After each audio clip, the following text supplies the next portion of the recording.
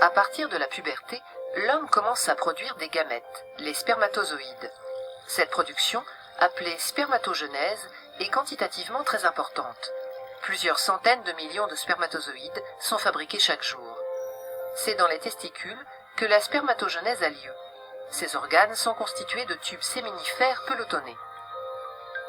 La spermatogenèse commence par la division de cellules souches appelées spermatogonies. Elles forment des spermatocytes.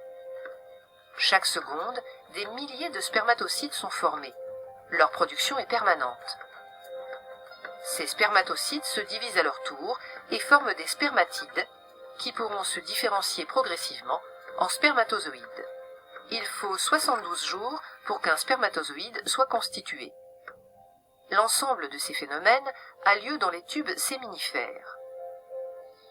Les spermatogonies se trouvent en périphérie et plus les divisions et la différenciation en spermatozoïdes progressent, plus les cellules migrent vers le centre du tube.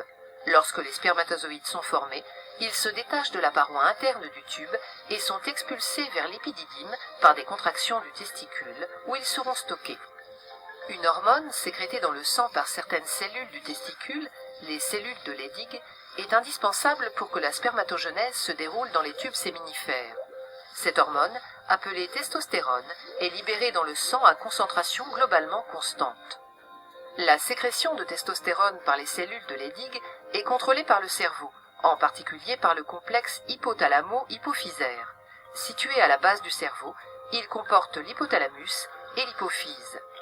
L'hypothalamus sécrète une hormone, la GnRH, qui stimule directement l'hypophyse. Cette petite glande sécrète alors dans le sang deux hormones appelées FSH et LH.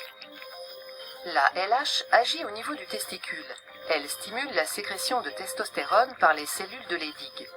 La FSH agit aussi au niveau des testicules, mais directement sur certaines cellules des tubes séminifères. Elle active la spermatogenèse. LH et FSH sont donc indispensables à la fabrication des spermatozoïdes dans les tubes séminifères. En permanence,